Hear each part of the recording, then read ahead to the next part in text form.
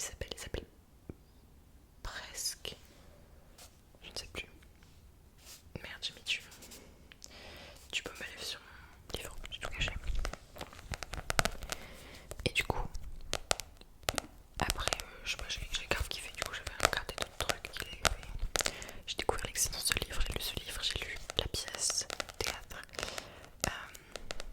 Voilà. Bref, on va commencer à lire. J'ai encore fait une intro de 5 ans.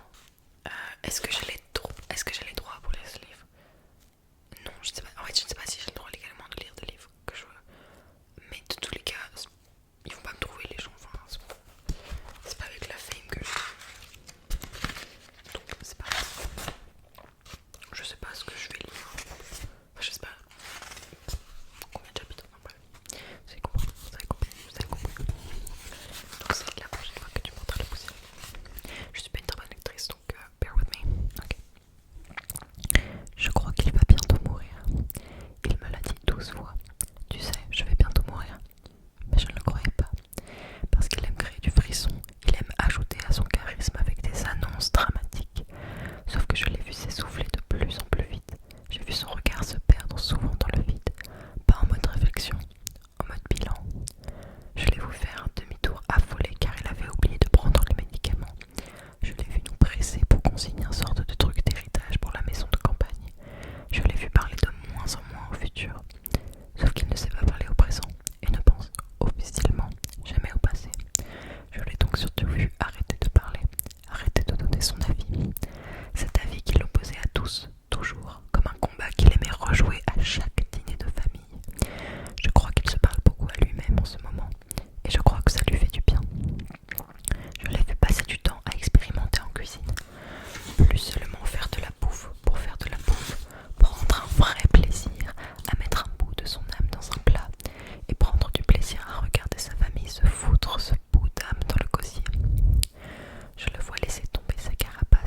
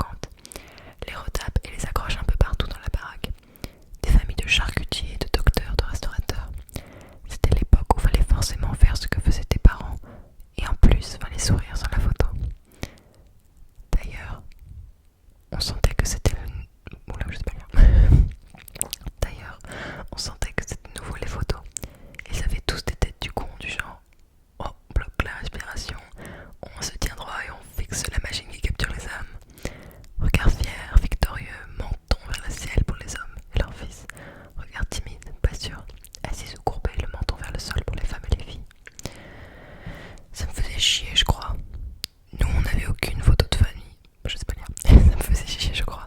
Nous, on n'avait aucune photo de notre famille au complet. Heureuse, dans un beau cadre. Mais plus de 200 familles qu'on ne connaissait ni d'Adam ni d'Ève nous narguaient avec leur bonheur figé en noir et blanc.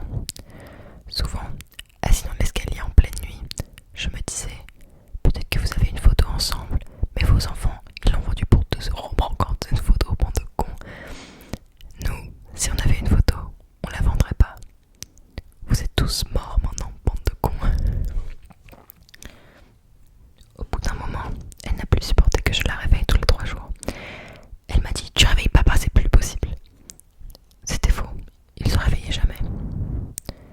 Ah, je ne comprends pas la phrase. Elle m'a dit, tu réveilles papa, c'est plus possible. C'était faux, il se réveillait jamais.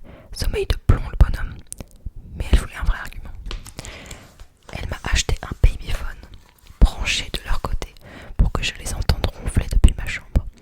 Ils devenaient mes enfants, et en échange, je les privais de toute sexualité. Peut-être que ça ne les dérangeait plus. Peut-être avaient-ils dépassé ce stade dans leur relation. La journée, j'avais jamais peur qu'il meure. Impossible de mourir en plein soleil devant tout le monde. La mort, c'était un truc qui arrivait dans le noir, en secret, et j'étais là pour surveiller pour que ça n'arrive à personne. Aujourd'hui, je le sais que tu vas mourir, et ça me fait pas bouger un sourcil. Ça fait des années que j'ai plus besoin de t'entendre ronfler pour m'endormir. C'était le premier chapitre. Je sais pas si c'est des chapitres, mais c'est sectionné quoi.